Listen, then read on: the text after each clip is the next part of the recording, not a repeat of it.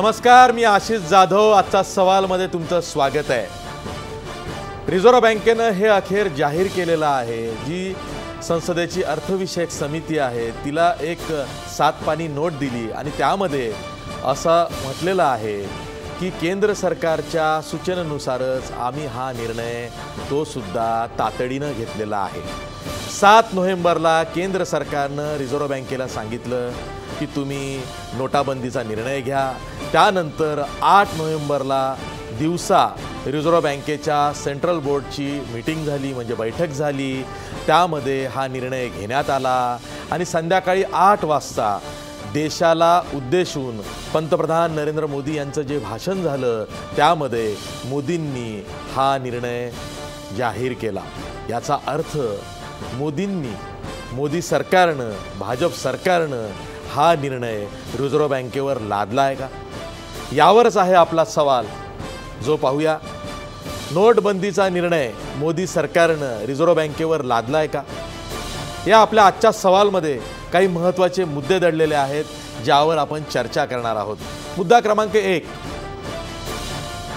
मोदी सरकारला वाचवताना रिझर्व्ह बँकेची विश्वासार्हता धोक्यात आली आहे का?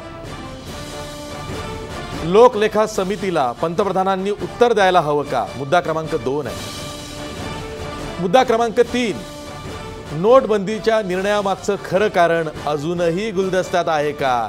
रिझर्व्ह बँक सांगते की काळा पैसा, बनावट नोटा किंवा दहशतवादाला मिळणारी जी रसद आहे ती कमी करण्यासाठी किंवा थांबवण्यासाठी हा 500च्या 1000च्या नोटांचा नोटबंदीचा निर्णय आम्ही घेतला, जो केंद्र सरकारनं आम्हाला सांगितला म्हणून आम्ही तो घेतला. पण पुन्हा प्रश्न तोच आहे, यामध्ये भारतीय जनतेची दिशाभूल झाली आहे का? आणि ती दिशाभूल रिझर्व्ह बँक करते आहे की केंद्र सरकार करते आहे की संसदेलाही विश्वासात न घेता इतका मोठा निर्णय जर का मोदी सरकारनं घेतला असेल तर त्यावर नक्कीच चर्चा झाली पाहिजे. आणि महत्त्वाचं म्हणजे 2 महिने उलटून गेलेले आहेत, अजूनही लोकांना मनस्ताप, त्रास सहन करावा लागतोय. त्याचं काय? यावरच आपण चर्चा करणार आहोत. यावर चर्चा करण्यासाठी आपल्यासोबत नामवंत पाहुणे आहेत. आपल्या स्टुडिओमध्ये आहेत भाजपचे ज्येष्ठ प्रवक्ते गणेश हाके. आपल्यासोबत पुण्याहून आहेत ज्येष्ठ कम्युनिस्ट नेते अजित अभ्यंकर.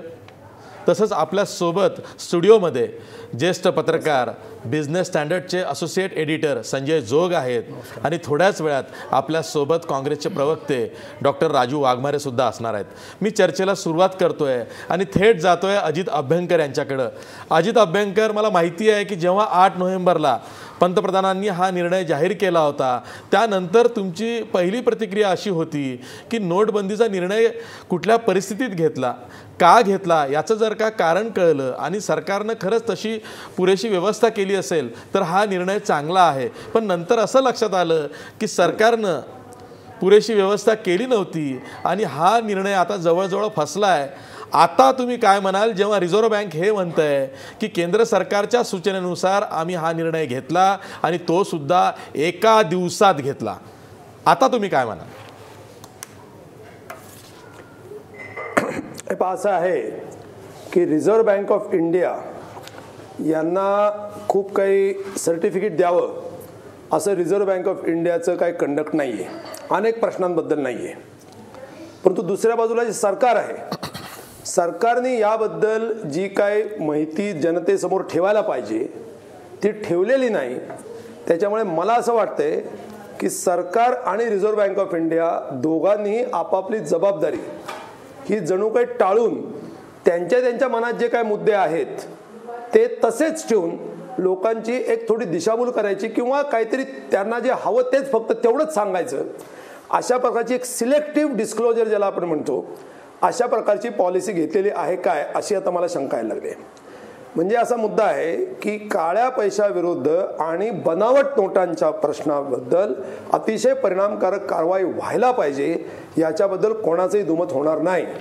आणि या कारवाईचा जोपर्यंत त्याच्याशी संबंध आहे तोपर्यंत ती कारवाई योग्य ठरेल सुद्धा.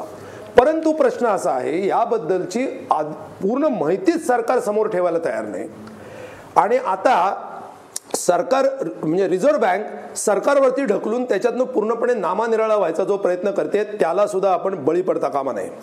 रिझर्व्ह बँकेने फेक नोटांच्या प्रश्नावरती अत्यंत अक्षम्य असा गुन्हा केलेला आहे, गेली 15 वर्ष केलेला आहे. म्हणजे मी आत्ताच्या रिझर्व्ह बँकेबद्दल बोलत नाही, गेली 15 वर्षाचे गव्हर्नन्स आणि बोर्ड त्याला जबाबदार आहे, त्याचे फायनान्स मिनिस्टर सुद्धा जबाबदार आहेत आणि चिदंबरम काही बोलू द्यात ते सुद्धा त्या काही प्रमाणात त्याला सुद्धा जबाबदार आहे. तेव्हा हा प्रश्न मोदी का मोदी विरुद्ध एवढा फक्त प्रश्न नाहीये, एक सरकारचा बेजबाबदारपणा मोदी सरकार सहित सगळ्यांचाच हा याच्यामध्ये दिसतोय. त्याचा तपशील मी नंतरच बोलीन, पण एवढंच सांगेन की सरकारची कारवाई ते पहिल्यांदा त्याने सांगितलं की ब्लॅक मनी आणि फेक मनी याच्याबद्दल आम्ही ते करतोय, परंतु किती पैसे आले हा आकडाही ते सांगायला तयार नाहीत. किती ब्लॅक मनी या व्हॉलंटरी डिस्क्लोजरमध्ये उघड म्हणजे लोकांनी व्हॉलंटरी डिस्क्लोजरमध्ये डिस्क्लोज केला स्वतःहून, त्याचा तर आकडा तुमच्याकडे आहे. इन्कम टॅक्स डिपार्टमेंट अजून चौकशी करेल. जो कॅश आली ती काय सगळी वाईट झाली बँकेतला असं अजिबात म्हणता येत नाही. 1 रुपया सुद्धा त्यातला वाईट असं 100% तुम्ही म्हणू शकत नाही. त्याचं इन्व्हेस्टिगेशन झाल्यानंतरच ते ठरेल. पण ते जाऊ द्या, पण व्हॉलंटरी डिस्क्लोजरमध्ये जे डिस्क्लोज झालं लोकांनी केलं तेवढा तर आकडा सांगाल आम्हाला. पैसे नोटा किती आल्या एवढा तर आकडा सांगाल आम्हाला, तोही तुम्ही सांगत नाही. आणि रिझर्व्ह बँक ऑफ इंडिया सुद्धा या फेक नोटांच्या बद्दल जो काय आकडा सांगते तो अतिशय दिशाभूल करणारा आकडा आहे. फेक नोटांचं पूर्ण वास्तव रिझर्व्ह बँकेने लोकांसमोर आणलेलं नाही, कारण जो आकडा फेकचा रिझर्व्ह बँक ऑफ इंडिया सांगते आणि तो चिदंबरम कोट करतात तो चुकीचा आहे. याचं कारण ते फक्त रिपोर्टेड केसेस आहेत, ज्या प्रत्यक्षामध्ये नोटा फाडून फेकल्या जातात. तो आकडा आहे का त्याच्यामध्ये? आणि जर फेक नोटा एवढ्या कमी होत्या तर मग प्रत्येक बँकेमध्ये ती मशीन लावायला पाहिजेत. अशा प्रकारची सक्ती 2001 पासून रिझर्व्ह बँकेला का करावी लागली? ती मशीन योग्य आहेत का? त्या मशीनमध्ये खरोखर फेक नोटा तपासल्या जातात का? याची तपासणी याचं रिझर्व्ह बँकेला अनेक पत्र व्यवहार केलेले आहेत. एक विवेक खरे म्हणून आहेत, त्यांनी याच्याबद्दलचा अतिशय तपशीलवार सखोल असा सगळा इन्स्ट्रुमेंट्स डेव्हलप करून तो सर्व रिझर्व्ह बँकेच्या नजरेस आणून दिलेला आहे. त्याला रिझर्व्ह बँकेने कधी प्रतिसाद दिला नाही. या फेक करन्सीच्या मुद्द्यावर तर रिझर्व्ह बँक ऑफ इंडियानं बोलायचाच प्रश्न येत नाही.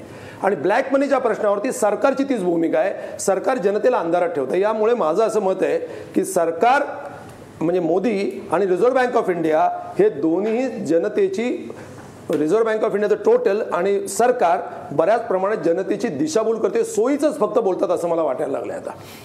ठीक आहे. आपल्यासोबत राज्याचे माजी मुख्यमंत्री पृथ्वीराज चव्हाण काँग्रेसचे नेते फोनलाईनवरनं आहेत.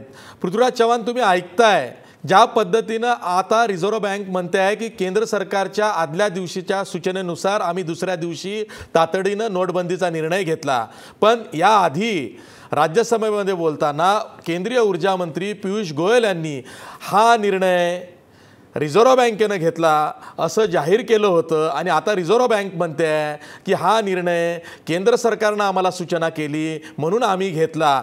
एक प्रकारे जनतेची, संसदेची दिशाभूल होते असं वाटत नाही का? हे जवळजवळ सगळ्यांना माहिती होतं की हा निर्णय घेताना पंतप्रधानांनी आणि पीएमओनी हा निर्णय लादला. आता कायद्याप्रमाणे रिझर्व्ह बँकेलाच हा निर्णय घेता येतो आणि त्यामुळं रिझर्व्ह बँकेच्या बैठकीची फॉर्मॅलिटी ही औपचारिकता करण्यात आली. पण जवळजवळ सगळ्यांना माहिती होतं, म्हणून आपल्याला माहिती असेल की काँग्रेस पक्षाचे नेते पी चिदंबरम यांनी रिझर्व्ह बँकेच्या मीटिंगचे मिनिट्स, त्याची जी नोट असते ती मागितलेली आहे, ती कोणी दिलेली नाही. किंवा कॅबिनेट मीटिंग जी झाली त्या दिवशी त्या कॅबिनेट मीटिंगचे कॅबिनेट नोट ही मी मागितलेली आहे, ती कोणी दिलेली नाही. आता हे निर्णय झाल्यामुळे ती नोट खरं म्हणजे RTI खाली द्यायला पाहिजे, पण ती दिलेली नाही. आता ती दिली असती यातून हेच खरं निघालं असतं की हा निर्णय सरकारनं RBIवर लादला. आणि त्यामुळेच RBIचे माजी गव्हर्नर YV रेड्डी सारखी माणसं म्हणतात की RBIची स्वायत्तता धुळीला मिळालेली आहे. आज पायदळी तुडवलेली आहे RBIची स्वायत्तता. आणि ह्याची किंमत आपल्याला देशाला फार मोठी किंमत मोजावी लागणार आहे. कारण शेवटी देशाच्या अर्थव्यवस्थेकडे बघताना आज देशाची मॉनिटरी पॉलिसी ठरवणारी जी केंद्रीय बँक असते ती स्वायत्त आहे का सरकारच्या दबावाखाली चालते? सरकार कुठली आकडे लपवून काही करून दिशाभूल करू शकते, पण स्वायत्तता असलेली बँक असं करत नाही. म्हणूनच याकरता बँकेची स्वायत्तता, विशेषतः केंद्रीय बँकेची, सेंट्रल बँकची स्वायत्तता अतिशय महत्वाची असते.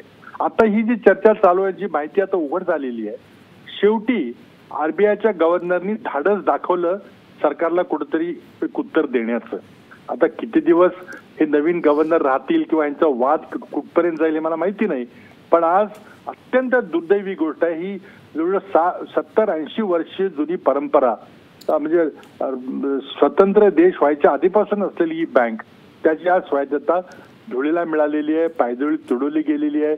ज्या उंचीवर रघुराम राजन यांनी रिझर्व्ह बँक ऑफ इंडियाला नेलं होतं ती उंची कुठं आणि आजची परिस्थिती काय, अत्यंत दुर्दैवी गोष्ट आहे. सरकारने आणि विशेषतः पियुष गोयल यांनी संसदेची माफी मागितली पाहिजे आणि पंतप्रधानांनी त्यावर काहीतरी जबाबदारी घेतली पाहिजे. कारण पियुष गोयल स्वतः बोलले नाही, कोणीतरी त्यांना बोलवलेलं आहे आणि त्यामुळे आता जनतेची माफी मागितली पाहिजे, कुठेतरी उत्तरदायित्व स्वीकारलं पाहिजे.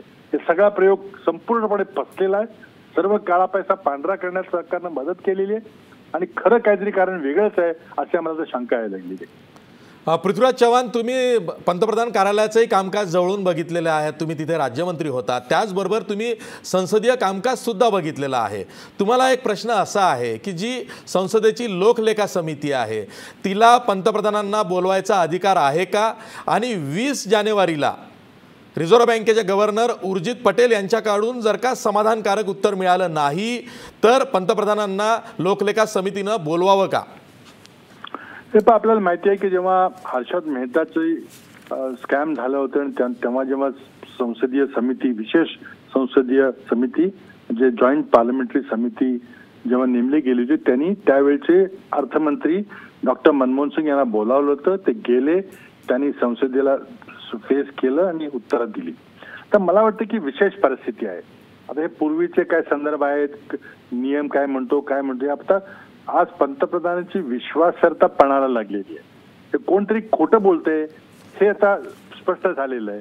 आता कोणातरी ज्युनियर मंत्र्याला बळी देणं किंवा आरबीआयच्या गव्हर्नरला बळी देणं हे जर पंतप्रधानांनी केलं तर मला वाटतं त्यांच्या विश्वासार्हतेवर एक प्रश्नचिन्ह उभं राहणार आहे. अर्थमंत्र्यांनी जी जबाबदारी स्वीकारली पाहिजे.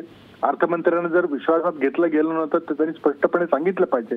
आणि मला वाटतं जर अर्थमंत्र्यांच्या मध्ये काही थोडा जरी स्वाभिमान शिल्लक असेल तर त्यांनी एक क्षणही आज पदावर राहू नये. इतका अपमान सहन करून जर ते पदाला चिटकून राहणार असतील तर मग ठीक आहे, आता त्याबद्दल मग काय बोलायचं मला काही समजत नाही. पण हे बिलकुल नाही. आज जर विश्वासार्हता कायम ठेवायची असेल तर पंतप्रधानांनी स्वतः लोकलेखा समितीवर गेलं पाहिजे. पूर्वी काही संदर्भ होते, परंपरा होती का नव्हती, नवीन परंपरा स्थापन केली पाहिजे. पृथ्वीराज चव्हाण, तुम्ही काही दिवसांपासून दिल्लीच्या वातावरणात काहीसे रुळलेला आहात, तिथेच आहात बऱ्याच दिवसांपासून. दिल्लीमध्ये काय चर्चा आहे? पंतप्रधानांनी हा निर्णय का घेतला किंवा ते संसदेला का सामोरं गेले नाहीत किंवा सरकार अजूनही नोटबंदीच्या निर्णयाचं खरं कारण का सांगत नाहीये? नाही, तुम्ही पहिलं जे बोलला ते बरोबर नाहीये. मी कराडला होतो. मी फक्त आज दिल्लीला आलेलो आहे सकाळी, कारण उद्याच्याला आमचं एक राष्ट्रीय संमेलन आहे आणि ते राष्ट्रीय संमेलन संपलं की मी पुन्हा कराडला परत जाणार आहे.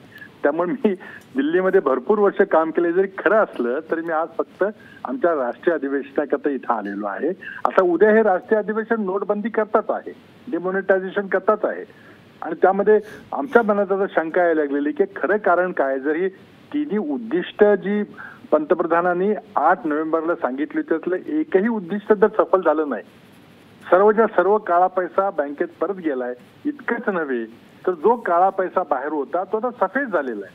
लोकांनी 2.5 लाख रुपये जमा केले असतील किंवा काही सोनं घेतलं असेल किंवा काय घेतलं असेल, सगळा पैसा हा जिथल्या तिथं व्हाईट झालेला आहे. हे सरकारने कबूल केलं पाहिजे. आता काहीतरी उद्योगामध्ये किती मंदी आलेली आहे, किती रोजगार गेलेत हे तर वेगळीच बाजू आहे. माणसांची जवळजवळ 115 माणसं मृत्युमुखी पडली कारण असताना ही आपल्या समोर आहे. पण काय मिळालं काय? जेव्हा 8 तारखेला पंतप्रधानांनी हा निर्णय जाहीर केला, सर्व देश त्यांच्या बरोबर होता. काँग्रेस पक्षाने त्यांना पाठिंबा दिला होता, कारण आम्हाला वाटलं की त्यांनी सर्व पूर्वतयारी केलेली आहे. एक प्लॅन असेल, रोडमॅप असेल, ब्ल्यूप्रिंट असेल. पण नंतर बघितलं ज्याप्रमाणे रिझर्व्ह बँक रोज सकाळ संध्याकाळ आपले आदेश बदलत होते, त्याचा अर्थ एक प्रचंड मोठी गोंधळाची परिस्थिती सरकार पुढे होती आणि त्याची किंमत मात्र सामान्य नागरिकांना देशातल्या भोगावी लागलेली आहे. शेतकरी उद्ध्वस्त झालेला आहे. रोजंदारी करणारी माणसं आज रस्त्यावर आलेली आहेत. याला जबाबदार कोण आहे? कुठेतरी जबाबदारी स्वीकारली पाहिजे ना. तर पंतप्रधान जबाबदारी स्वीकारणार नसतील तर मग अर्थमंत्र्यांना जबाबदार करा. पण असं कसं चालेल? इतका मोठा आणि आता इतकं स्पष्ट झालेलं आहे की हा सगळा कायदा पायदळी तुडवलेला आहे. पंतप्रधानांनी रिझर्व्ह बँकेला आदेश देऊन हे करून घेतलेलं आहे. ठीक आहे. पृथ्वीराज चव्हाण, महाराष्ट्र वंश बोलल्याबद्दल धन्यवाद. संजय जोग, काँग्रेसला सुद्धा अजून कारण सापडलेलं नाही. त्यासाठी आता दिल्लीमध्ये उद्या काँग्रेसचं राष्ट्रीय अधिवेशन आहे की नोटबंदीचा निर्णय मोदी सरकारनं कोणत्या कारणास्तव घेतला याचा ते शोध घेत आहेत. म्हणजे अशी परिस्थिती आहे. तुम्हाला प्रश्न असा विचारायचा आहे जोग, की हा निर्णय जर का रिझर्व्ह बँक सांगते आहे की केंद्र सरकारच्या सूचनेनुसार घेतलेला आहे आणि रिझर्व्ह बँकेचे माजी गव्हर्नर YV रेड्डी म्हणत आहेत की हा निर्णय घेऊन आणि त्या पद्धतीनं या निर्णयासाठी वेगवेगळे नोटिफिकेशन्स बदलवत काढले, त्यामुळं रिझर्व्ह बँकेची विश्वासार्हता धोक्यात आली आहे, तिची स्वायत्तता धोक्यात आलेली आहे. खरंच जर का माजी गव्हर्नरला असं वाटत असेल तर आज रिझर्व्ह बँक आणि रिझर्व्ह बँकेचे गव्हर्नर उर्जित पटेल यांना काय म्हणा? 8 नोव्हेंबरला जेव्हा माननीय प्राईम मिनिस्टर नरेंद्र मोदी यांनी 8 वाजता मोठं देशाला उद्देशून जे शब्द भाषण केलं आणि सांगितलं की ही नवीन क्रांतिकारी असा निर्णय आम्ही घेत आहोत ज्यामुळे फेक मनी, काउंटरफीट, टेररिझम याला आळा बसेल वगैरे सगळं झालं. 3 आठवडे आपल्या RBIचे गव्हर्नर कुठे होते कोणालाच पत्ता नव्हता.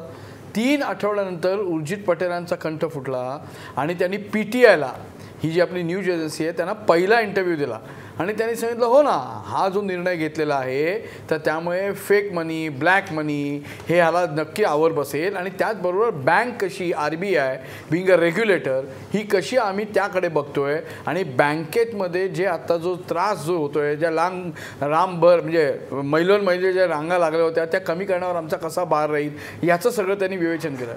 हा मुद्दा माझ्या दृष्टीने गौण आहे. हो, काल जेव्हा त्यांनी parliamentary standing committee on finance, ज्याचे चेअरमन वीरप्पा मोईली जे माजी मंत्री आहेत, आणि त्याचबरोबर जी पब्लिक अकाउंट्स कमिटी आहे त्याचे चेअरमन KV थॉमस यांनी जी 2 आत्ता वेगवेगळ्या प्रकरणात RBIचे गव्हर्नर असतील, फायनान्स डिपार्टमेंटचे जे कोण सिनियर ब्युरोक्रॅट असतील यांना जी आत्ता जवळपास 30 प्रश्नची जी एक मालिका पाठवलेली आहे ती त्याच्यात खरं गमक आहे.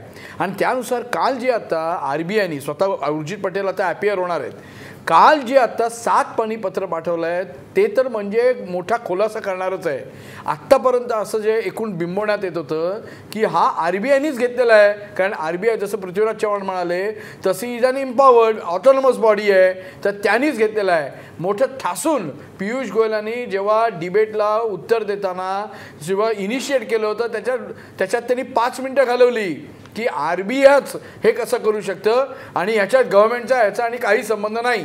पण जेव्हा काल हे 7 पानी उत्तर आलं तर त्या 7 पानी उत्तरामध्ये ज्या पद्धतीने RBIने जे पूर्ण नरेशन केलेलं आहे की 7 तारखेला आम्हाला या संदर्भातली सूचना मिळते, इनफॅक्ट डायरेक्शन मिळते, आम्ही लगेच 8 तारखेला सकाळी बोर्ड मीटिंग घेतो आणि त्या बोर्डमध्ये आम्ही रेकमेंड करतो येस हे डिमॉनिटायझेशन झालं पाहिजे आणि ते तुम्ही करा.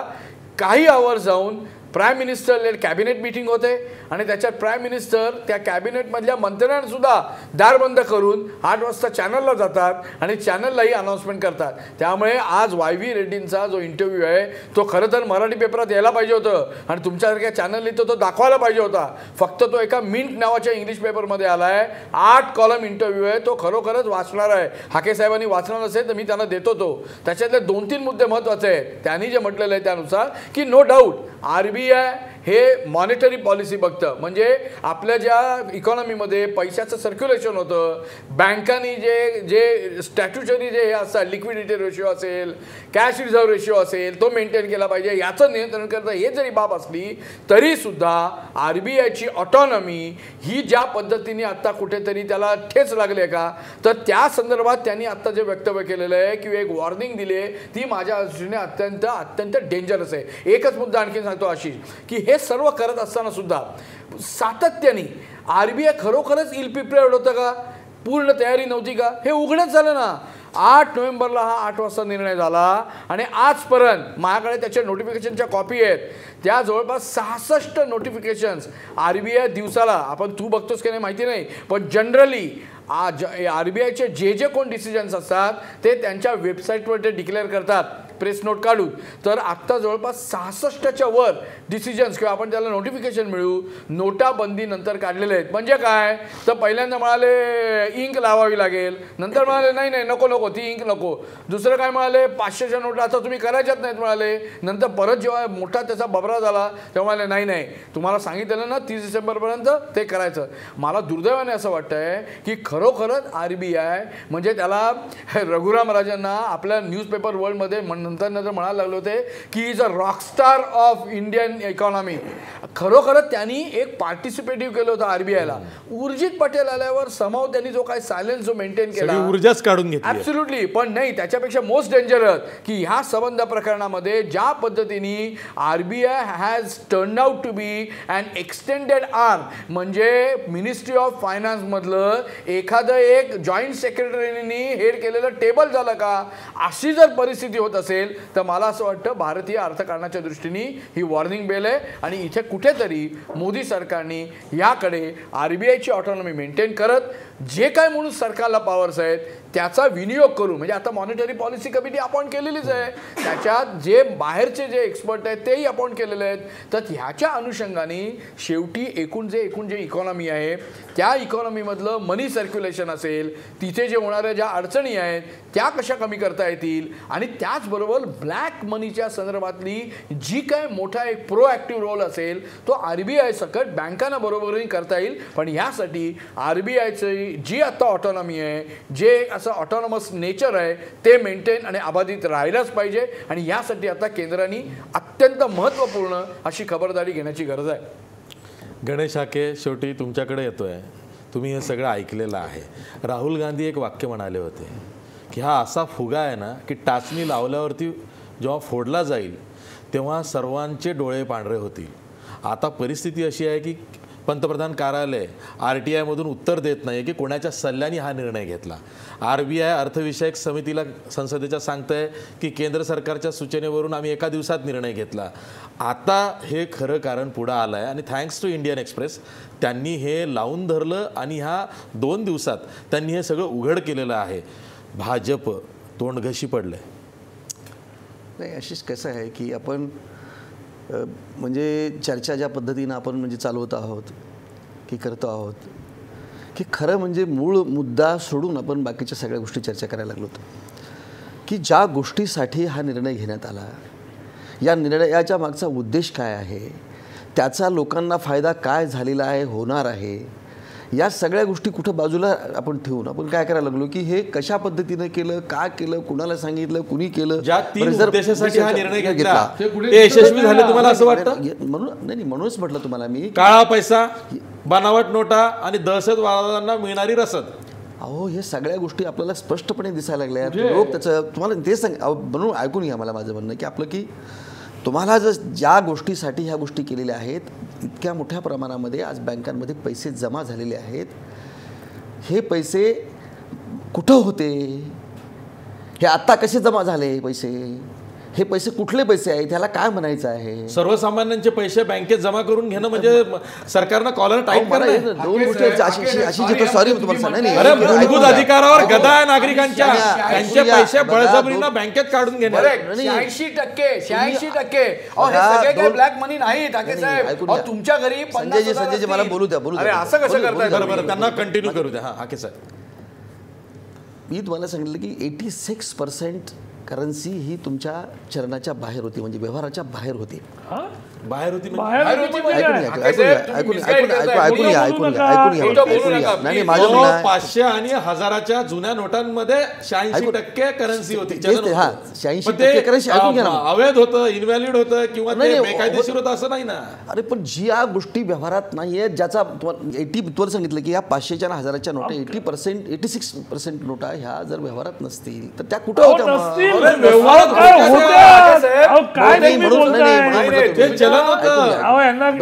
मला काय म्हणायचं तुम्हाला ऐकून की ज्या गोष्टी मी तुला पुन्हा म्हणतो की ज्या पद्धतीचा विरोधक, ज्या पद्धतीचे जे काही क्रिटिसाइज करणारे लोक आहेत ते ज्या पद्धतीनं म्हणजे चर्चा करायला लागलेत किंवा विरोध करायला लागलेत, तुम्ही चांगल्या गोष्टी कधी स्वीकारणार आहात की नाही? चांगल्या गोष्टी काय सांगायच्या? अहो हा नोटाबंदी काय झालंय? नाही, तुम्हाला काय झालं नाही ते सांगा मला तुम्ही. काय नाही झालं? अरे जनतेचं काय झालं ते तुम्ही सांगा. आज या ज्या पद्धतीनं पैसे, काळा पैसा म्हणा, फेक पैसा म्हणा, की आणि ज्या दहशतवाद्यांकडे ज्या पद्धतीचे पैशांचा वापर होता, हे याला आळा नाही बसलेला का? हे थांबलं नाही कोण म्हणतंय? अजूनही सीमेवरती छुपे हल्ले चाललेले आहेत.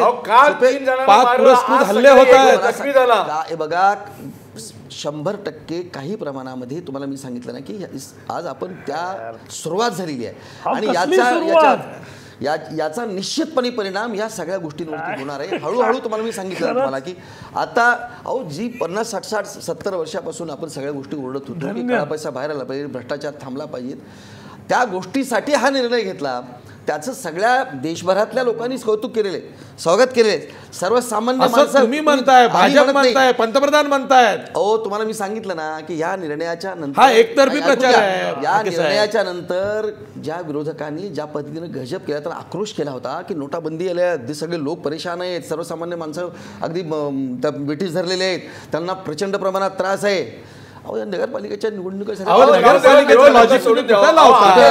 नगराध्यक्ष पदाची ती लोक मतदार सर्वसामान्य लोक नाही आहेत. सरकारी यंत्रणा ताब्यात असताना ब्लॅक मनी आशिष हे लोक मतदार लोक नागरिक नाही आहेत, सर्वसामान्य लोक नाही आहेत. 5 राज्यांमध्ये आता ऍसिड टेस्ट राजू वाघमारे राज्याच्या चला ठीक आहे, यांचा आर्ग्युमेंट मान्य करूया. तुम्हाला नगरपालिका निवडणुकीमध्ये यश मिळालं नाही, हे नोटबंदीमुळे यांना यश मिळालं असं म्हणतात. तुम्ही आम्ही म्हणून उपयोग नाही. इथं 4 लोक बसून आपण चर्चा करतो, याला अर्थ नाही.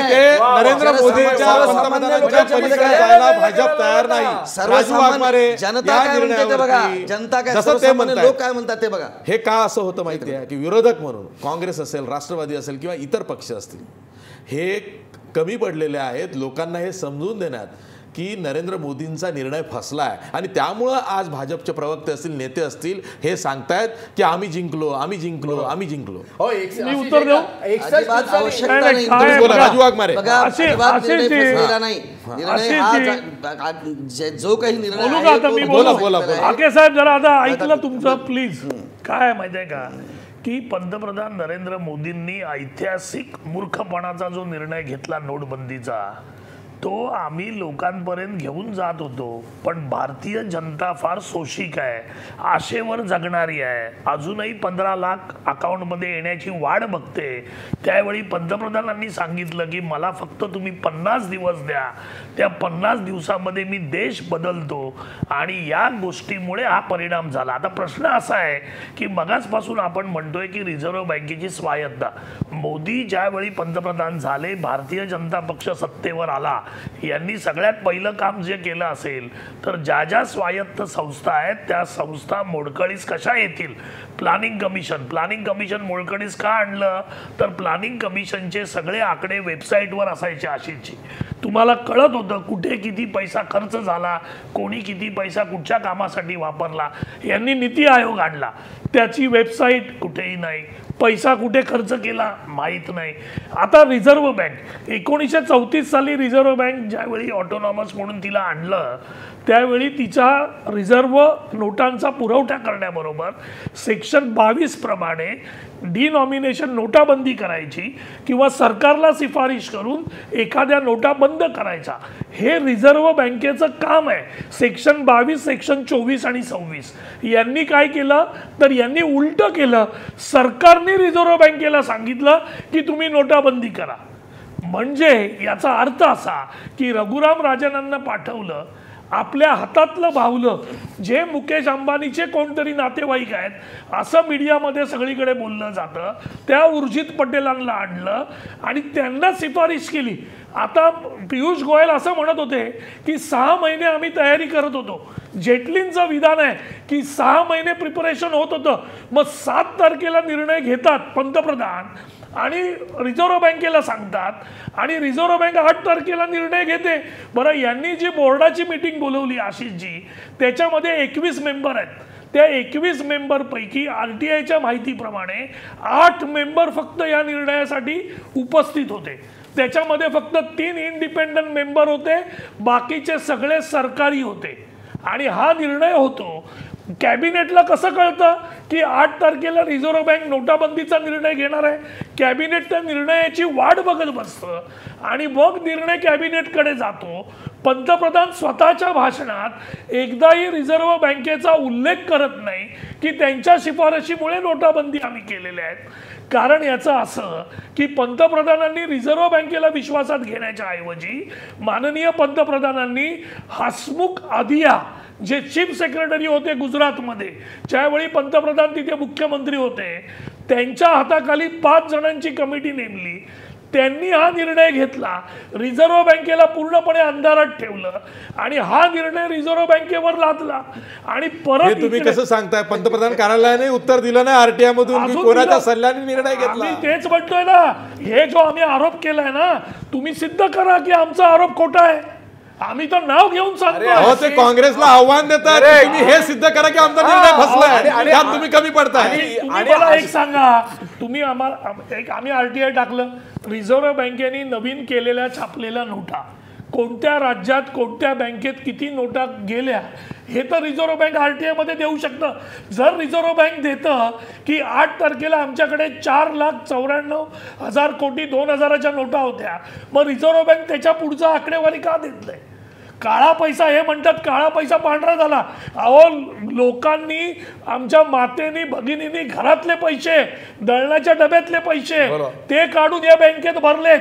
रिक्षावाल्यांनी पोरीच्या लग्नासाठी ठेवलेले पैसे, कष्टकऱ्यांनी आपल्या आजाराचे पैसे, या पैशाला जर बीजेपी आणि मोदी काळा पैसा म्हणत असतील तर आता यांच्या ज्ञानाला आपण काय बोलायला पाहिजे? ठीक आहे. खरं तर ही चर्चा इतकी म्हणजे झालेली आहे ना की नोटबंदीचा निर्णय फसला आहे का, तर ते सर्वसामान्यांनाही कळलं आहे की हा निर्णय आपल्यावर लादला गेला आहे. पण बोलणार कोण? प्रश्न तोच आहे.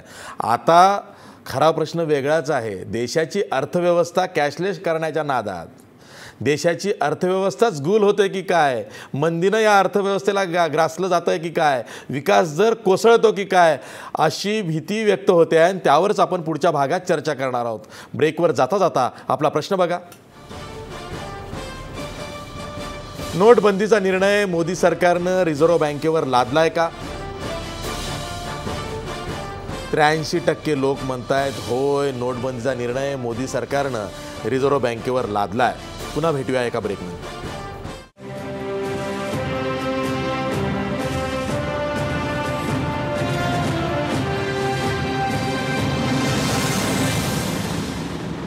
ब्रेक नंतर पुन्हा तुमचं स्वागत. मी थेट पुण्याला जातोय अजित अभ्यंकरांकडे.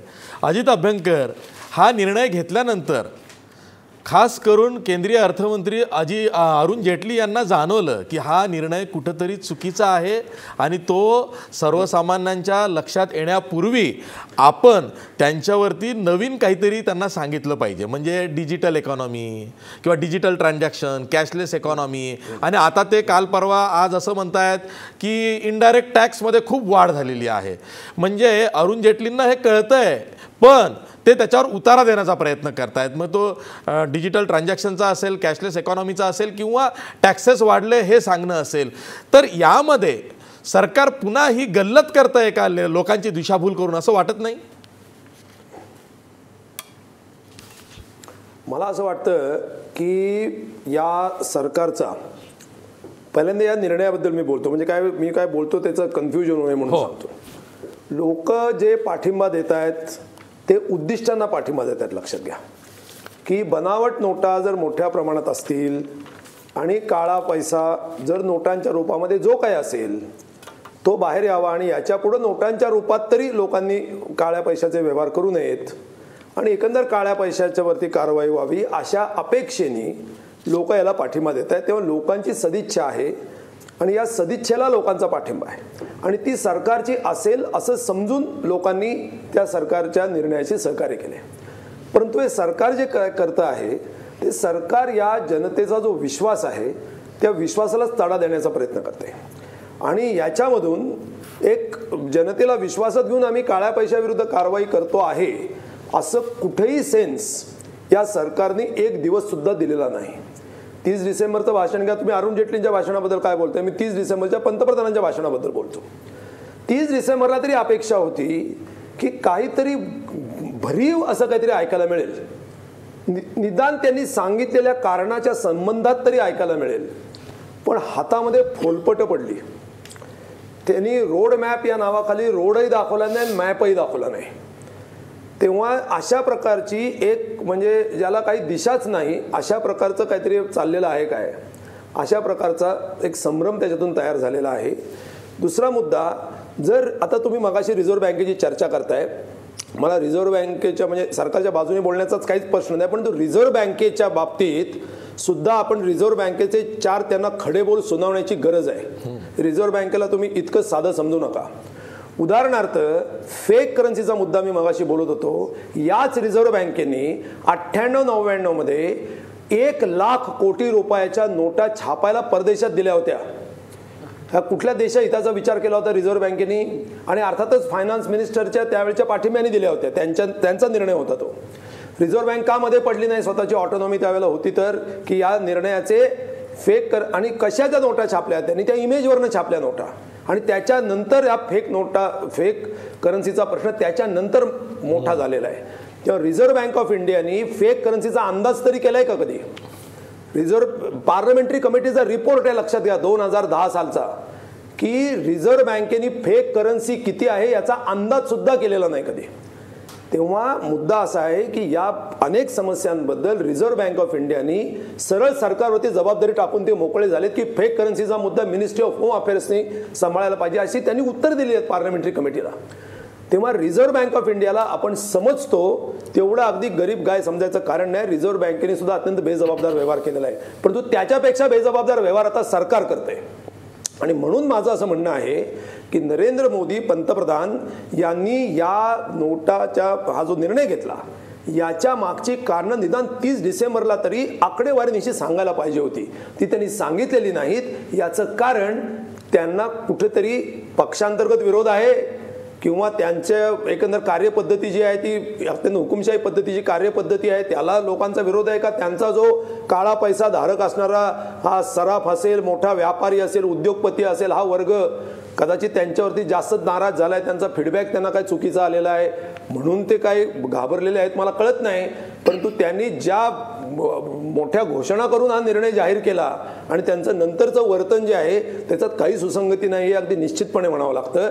त्याच्यामुळे सरकार या बाजूने दिशाभूल करते आणि रिझर्व्ह बँक ऑफ इंडिया स्वतःची जबाबदारी काय ही त्यांना कधीच कळलेली नाही, आतापर्यंत कळलेली नाही. ते आता सुद्धा या मॅनेजमेंट सगळे जे मिसमॅनेजमेंट झालेलं आहे त्याच्यात रिझर्व्ह बँक ऑफ इंडियाची मोठी जबाबदारी आहे.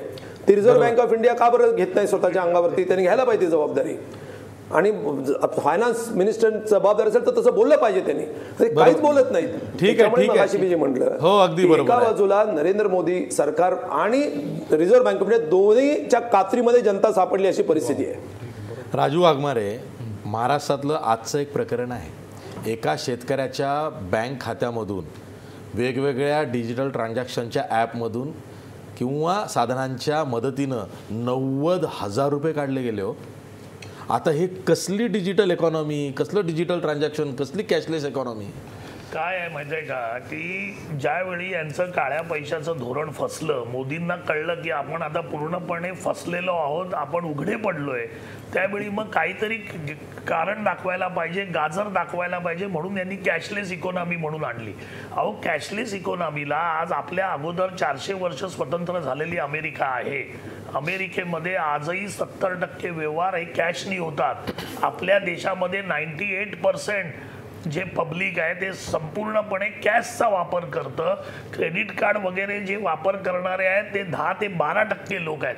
ज्या देशामध्ये शहरांमध्ये मुंबईत जर तुमचे कॉल ड्रॉप होत असतील तर त्याच मोबाईलवरून तुम्ही जर कॉल बरोबर देऊ शकत नाही, त्याच मोबाईलवरून तुम्ही डिजिटल पैशाचा व्यवहार कुठून करणार हो?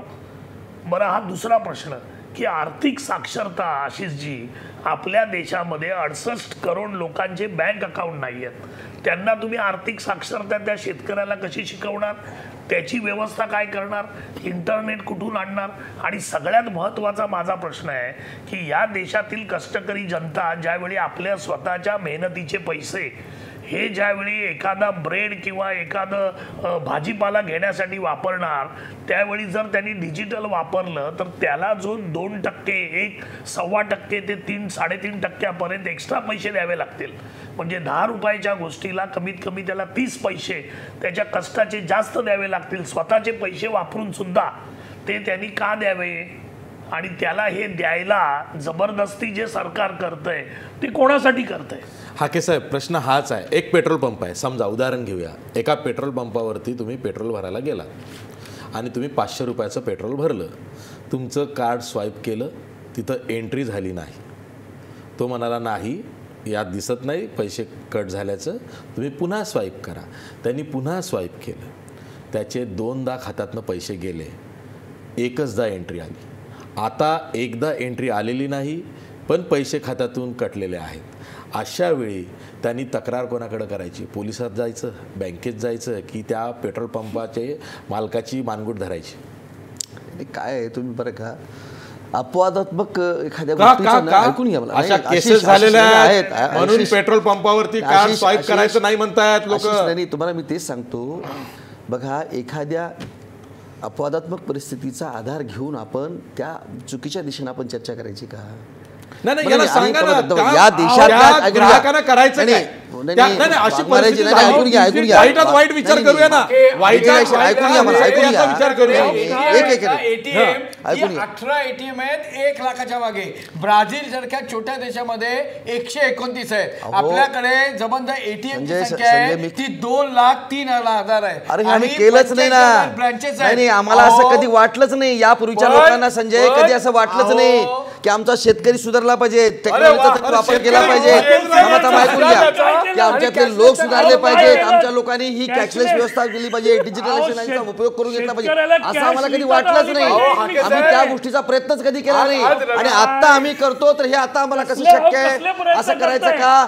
आम्ही आमचे लोक साक्षर आहेत या सगळ्या. पार्शली बरोबर आहे, कारण कुठल्या सरकारने शेतकऱ्यांचा शेतमाल सरकारी यंत्रणेनं विकत घ्यावा याचा विचारच केलेला नाही. यांच्याही सरकारनं केलेला नाही. सर्व खासगी व्यापाराच्या हाती सोडून दिलेला आहे. नोटबंदी झाल्यावर आम्ही थोडासा या सगळ्या आधुनिक विज्ञान तंत्रज्ञानाचा वापर लोकांनी करावा, जेणेकरून श्रम असतील, सगळ्या आधुनिकतेचा त्याला फायदा मिळेल, असं हे आमचं धोरण असताना अरे 70 वर्ष मी सांगतो तुम्हाला यांनी काही केलं नाही.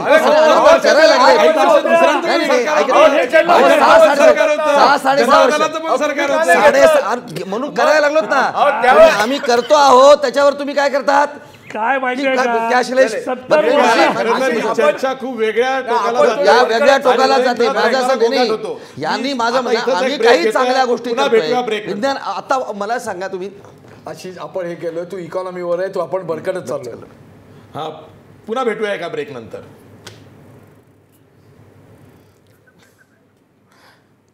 ब्रेकवर जाता जाता आपला प्रश्न बघा. नोटबंदीचा निर्णय मोदी सरकारनं रिझर्व्ह बँकेवर लादलाय का? 82% लोक म्हणतायत होय, मोदी सरकारनं नोटबंदीचा निर्णय रिझर्व्ह बँकेवर लादलाय. पुन्हा भेटूया ब्रेक नंतर.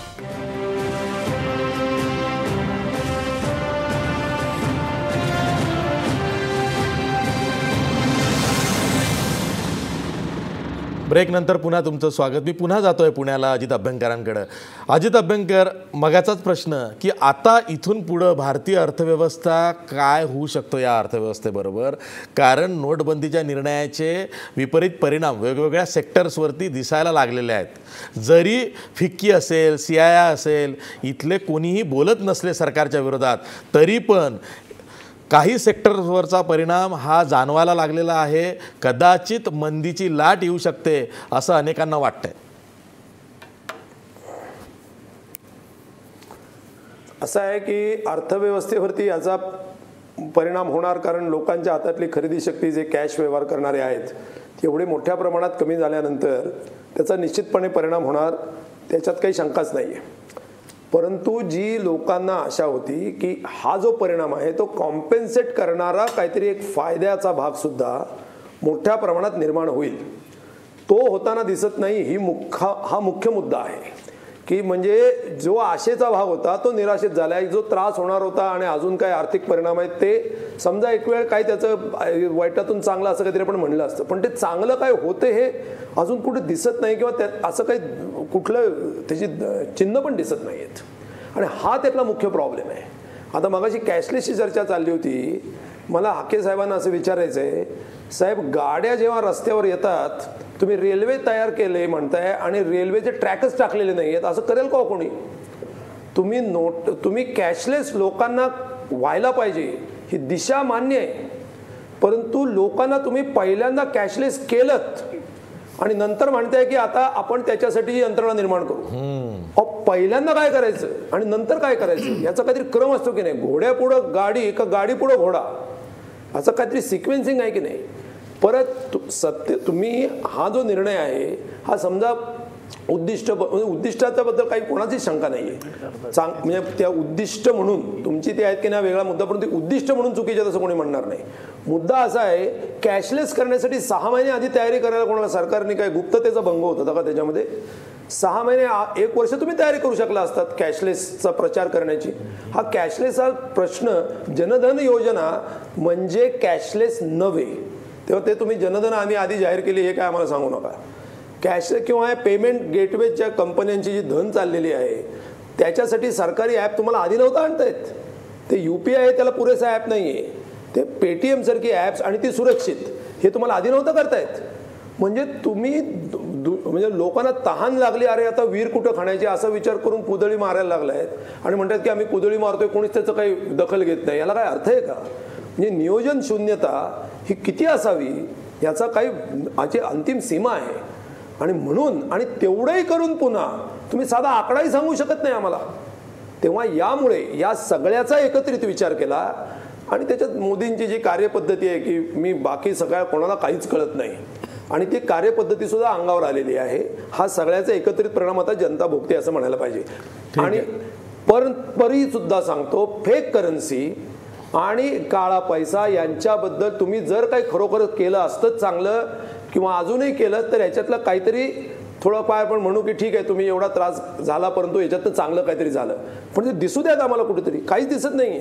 ठीक आहे, खरंच मुख्य मुद्दा आहे. अगदी बरोबर. संजय जोग, शेवटी हेच सांगा की अर्थव्यवस्था कुठे चालली आहे? नाही, थोडक्यात आता अशीच आपण 2-3 प्रमाणात हे करूया. एक म्हणजे आत्ता क्वार्टर आत्ता डिसेंबरचा संपलेला आहे, सप्टेंबर ते डिसेंबर. अरुण जेटली काही सांगू देत की इनडायरेक्ट टॅक्सेशन वाढलं, त्यानंतर ह्याच्यात रेकॉर्ड आहे. अहो मुळात तो प्रश्न नाहीच आहे ना. मुळात तुमचं ब्लॅक मनी, काउंटरफीट आणि टेररिझम याच्या संदर्भात कुठेही न हात घालता आत्ता जर का तुम्ही कुठेही जाल मॅन्युफॅक्चरिंग सेक्टरमध्ये डीप आहे, सर्व्हिसेस सेक्टरमध्ये अजून त्यांना माहितीच नाही कॉन्ट्रॅक्ट मिळणार की नाही.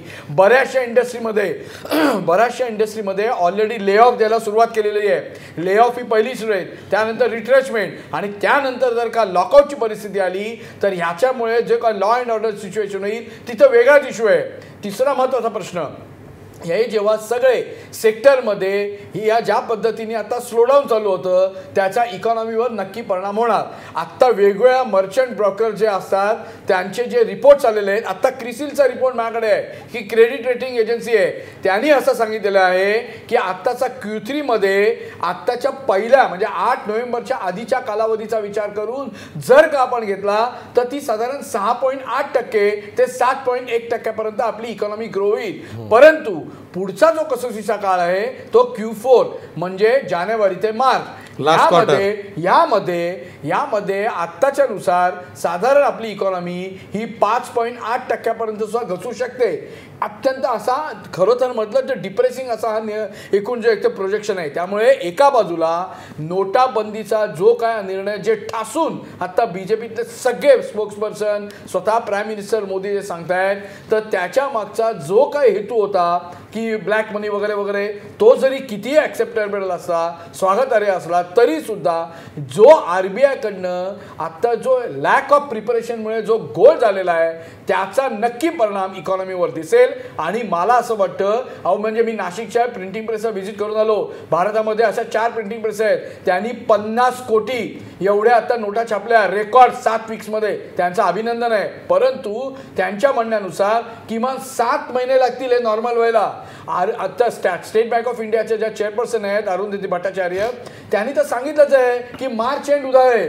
म्हणजे एका बाजूला 2000च्या नोटा अहो आत्ता सांगतात ना की तुम्हाला ATM मध्ये 4500 रुपये मिळतील. आजही आत्ता आपले बरेच जात आहेत 4000 रुपये मिळाले तरी लोकांना हायचं वाटतंय तेही मिळत नाही. त्यामुळे एका बाजूला हा जो कल्लोळ चालू आहे, दुसऱ्या बाजूला अजूनही माहिती नाही की म्हणजे मध्येच एक पिल्लू सोडून दिलं तर शक्तिकांत दासांनी नाही आम्ही नवीन 500च्या आणल्याच आहेत पण आम्ही 1000च्याही आणू.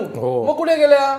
मग नंतर जे स्मॉलर डिनॉमिनेशन आहे ते अजून जे व्यापक प्रमाणात मिळायला पाहिजे ते मिळत नाही. त्यामुळे एका बाजूला सर्वात जो मेजर आहे तो MSME स्मॉल स्केल इंडस्ट्री, शेतकरी, शेती नेशरी म्हणजे ॲग्री बिझनेसवर आधारित आणि मग पर्यायाने जे मॅन्युफॅक्चरिंग आहे, इंजिनिअरिंग आहे आणि सर्व्हिसेस सेक्टर ह्या सर्वांचा जर विचार केला तर खरोखरच there is going to be a dip in the economy. म्हणजे एका बाजूला आज प्राईम मिनिस्टर बोलले की भारताची economy has turned out to be the fastest growing. पण मला अशी आता खरोखरच शंका वाटायला लागली आहे की या फास्टेस्ट ग्रोईंग इकॉनॉमीला या कॅशलेस इकॉनॉमीमुळे किंवा या डिनॉमिनेशन जे आता जे चालू आहे डिमॉनिटायझेशन मध्ये कुठेतरी रोग बसतोय का? मला असं वाटतं ही आता खरोखरच फायनान्स मिनिस्ट्रीनी आणि पर्यायाने प्राईम मिनिस्टरनी RBIला विश्वासात घेऊन काहीतरी स्ट्रॅटेजी आखण्याची वेळ आलेली आहे.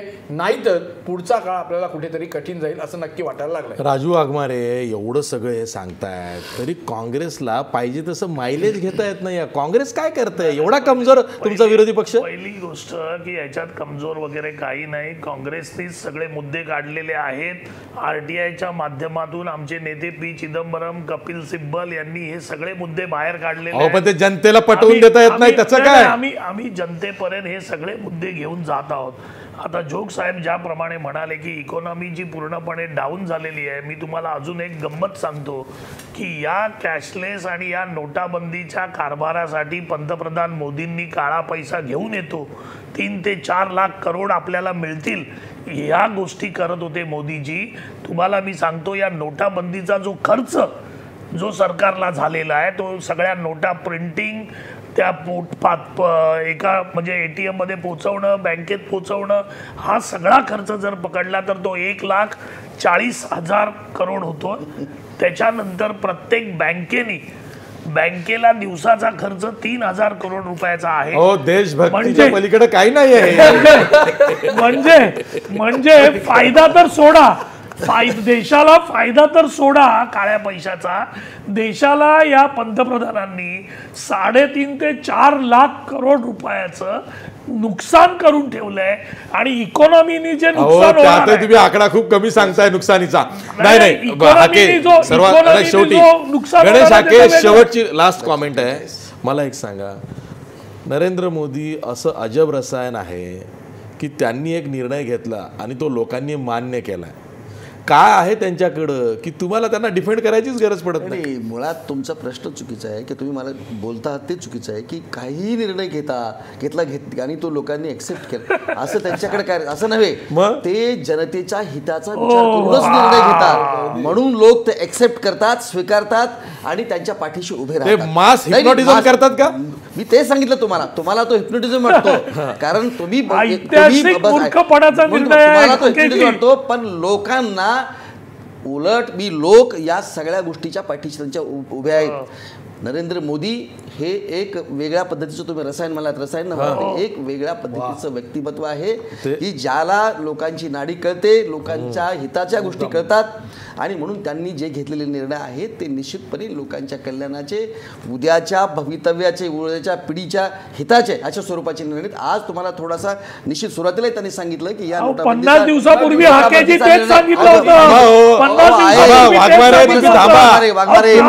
चीनला चालले 8 दिवसासाठी. म्हणजे थांबा. थांबा. राहुल गांधी चीनला चालले आहेत. तुम्ही तुम्ही थांबा. काय इथे बोलताय? थांबा. थांबा जरा, थांबा जरा, थांबा जरा.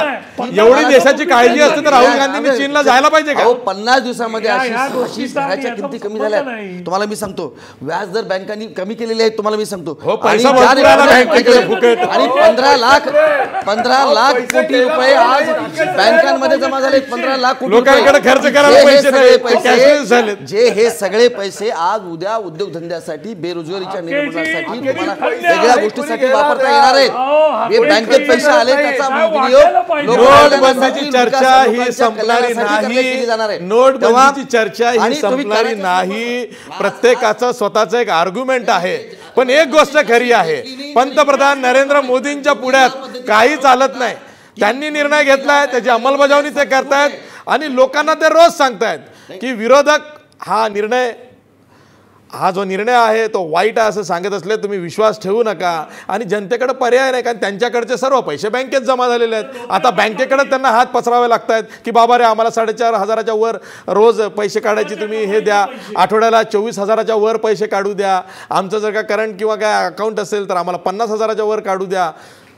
प्रश्न असा आहे की मूलभूत अधिकारवाले जे लढा देणारे कार्यकर्ते आहेत ते कुठे आहेत? जर का एखाद्या माणसाला स्वतःच्याच बँक अकाउंटमधून हवे तेव्हा हवे तेवढे स्वतःचेच पैसे काढता येत नसतील तर मग मूलभूत अधिकार किंवा मानवी हक्कवाले ही जी कार्यकर्ती मंडळी आहे ती आज कुठं आहे असाही प्रश्न विचारला गेला पाहिजे ना. ही चर्चा संपणारी नाही आणि एवढी सोपीही नाही आहे.